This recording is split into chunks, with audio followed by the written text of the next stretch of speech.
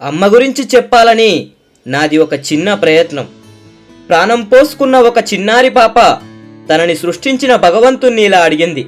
అందరూ అనుకుంటున్నారు రేపు నువ్వు నన్ను భూమి మీదికి పంపిస్తున్నావంట కదా.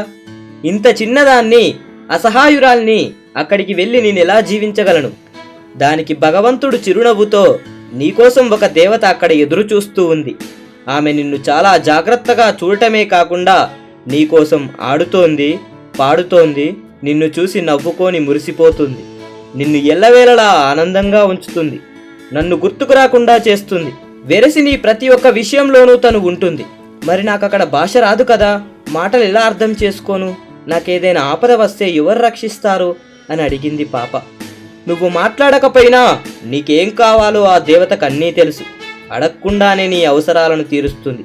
ఆ దేవత తన ప్రాణాన్ని పణంగా పెట్టైనా సరే నిన్ను కాపాడుకుంటుంది అన్నాడు భగవంతుడు. మరి నేనెప్పుడైనా నీతో మాట్లాడాలంటే ఏం చేయను? నీ దేవత రెండు చేతులు ఒక చోట చేర్చి కమ్మనైన పదాలతో ఆప్యాయంగా ఎలా ప్రార్థించాలో చెబుతుంది. నీలో ఉండే నన్ను ఎలా చూడాలో కూడా చెబుతుంది అన్నాడు.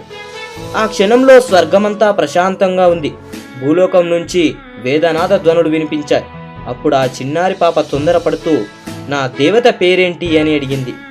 ఆ దేవత పేరు అమ్మా అని సమాధానమిచ్చాడు భగవంతుడు. జై హింద్.